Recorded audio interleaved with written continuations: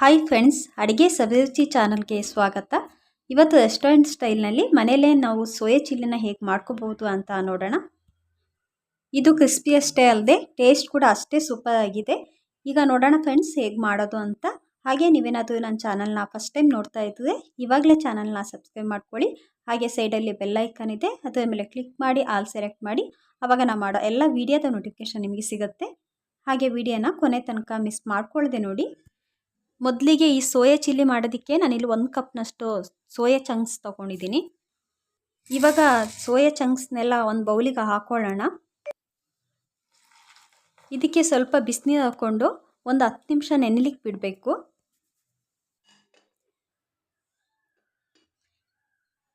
ನಿಮಗಿಲ್ಲಿ ಕಾಣಿಸ್ಬೋದು, ನೀರಲ್ಲಿ ಸೋಯಾ ಎಲ್ಲ ನೆಂದು ಚೆನ್ನಾಗಿ ದಪ್ಪ ಆಗಿದೆ.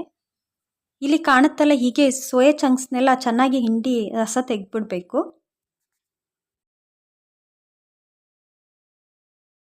ಸೋಯಾ ಚಂಕ್ಸ್ನ ಮಿಲ್ ಮೇಕರ್ ಅಂತಲೂ ಹೇಳ್ತೀವಿ. ಇದು ಎಲ್ಲ ಅಂಗಡಿಗಳಲ್ಲಿ ನಮಗೆ ಮಾಮೂಲಿಯಾಗಿ ಸಿಗುತ್ತೆ.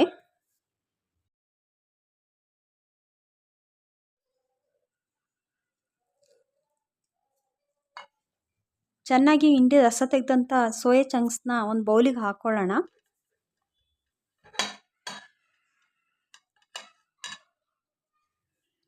ಇದಕ್ಕೆ ಇವಾಗ 1/2 ಟೀ ಸ್ಪೂನಷ್ಟು ಮೆಣಸಿನ ಪುಡಿ, ಒಂದು 1/4 ಟೀ ಸ್ಪೂನಷ್ಟು ಹಳದಿ, ಟೇಸ್ಟಿಗೆ ಸಾಲ್ಟು, ಹಾಗೆ 1 ಟೀ ಸ್ಪೂನಷ್ಟು ಕಾರ್ನ್ಫ್ಲವರ್ ಹಾಕ್ಕೊಂಡು ಚೆನ್ನಾಗಿ ಮಿಕ್ಸ್ ಮಾಡ್ಕೋಬೇಕು.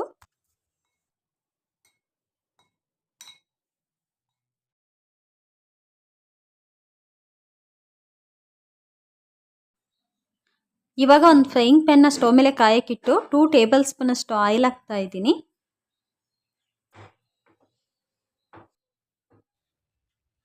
ಎಣ್ಣೆ ಕಾದ್ಮೇಲೆ ಮ್ಯಾರಿನೇಟ್ ಮಾಡಿದಂಥ ಸೋಯಾ ಚಂಕ್ಸ್ ಹಾಕ್ಕೊಂಡು ಮೀಡಿಯಮ್ ಫ್ಲೇಮ್ನಲ್ಲಿ ರೋಸ್ಟ್ ಮಾಡ್ಕೋಬೇಕು.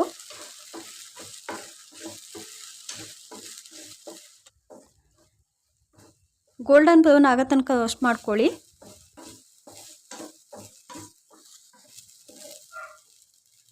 ನಿಮಗಿಲ್ಲಿ ನೋಡುವಾಗ ಗೊತ್ತಾಗ್ಬೋದು, ಇದು ಚೆನ್ನಾಗಿ ಫ್ರೈ ಆಗಿದೆ. ಇವಾಗ ಇದನ್ನು ಒಂದು ಬೌಲಿಗೆ ಹಾಕಿಟ್ಕೊಳ್ಳೋಣ.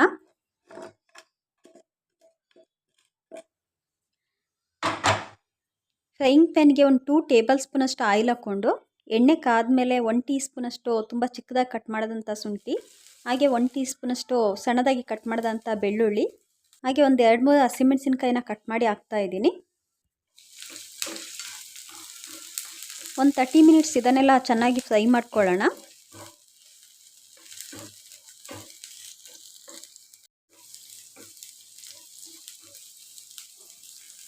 ಹಾಫ್ ಕಪ್ನಷ್ಟು ಕಟ್ ಮಾಡಿದ ಈರುಳ್ಳಿ, ಹಾಗೆ ಕಟ್ ಮಾಡಿದಂಥ ಕ್ಯಾಪ್ಸಿಕಮ್ ಒಂದು 1/2 ಕಪ್ನಷ್ಟು ಹಾಕ್ಕೊಂಡು ಫ್ರೈ ಮಾಡ್ತಾ ಇದ್ದೀನಿ.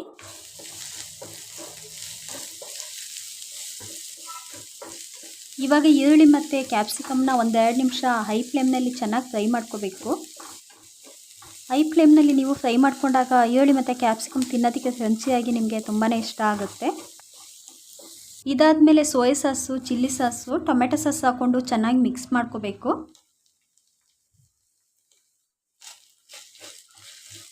ಈ ಸಾಸ್ನೆಲ್ಲ 1 ಟೀ ಸ್ಪೂನಷ್ಟು ಹಾಕ್ಕೊಂಡಿದ್ದೀನಿ.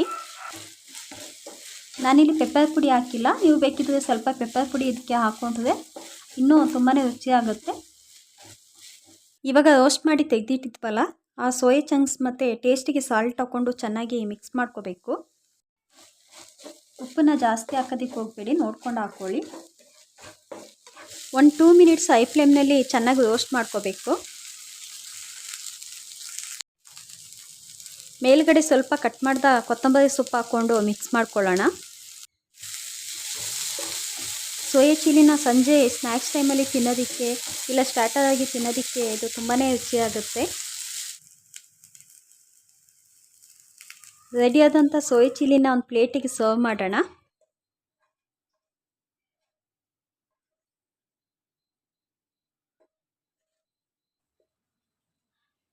ಬಿಸಿ ಬಿಸಿಯಾದ ಸೋಯಾ ಚಿಲ್ಲಿ ರೆಡಿಯಾಗಿದೆ. ನೀವು ಇದನ್ನು ಬಿಸಿ ಇದ್ದಾಗಲೇ ತಿನ್ನಬೇಕು, ಇದು ತಣ್ಣಗಾದ್ಮೇಲೆ ತಿನ್ನೋದಕ್ಕೆ ಇಷ್ಟ ಆಗಲ್ಲ. ಮಾಡಿದ ತಕ್ಷಣನೇ ತಿಂದರೆ ತುಂಬಾ ಟೇಸ್ಟ್ ಆಗುತ್ತೆ.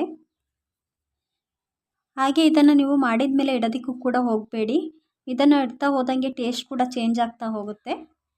ಇಷ್ಟೊಂದು ಟೇಸ್ಟಿಯಾದ ಕ್ರಿಸ್ಪಿಯಾದ ಸೋಯಾ ಚಿಲ್ಲಿನ ನೀವು ಕೂಡ ಮನೇಲಿ ಟ್ರೈ ಮಾಡಿ. ಹಾಗೆ ಹೇಗಿತ್ತು ಅಂತ ನನಗೆ ಕಮೆಂಟ್ ಬಾಕ್ಸಲ್ಲಿ ತಿಳಿಸಿ.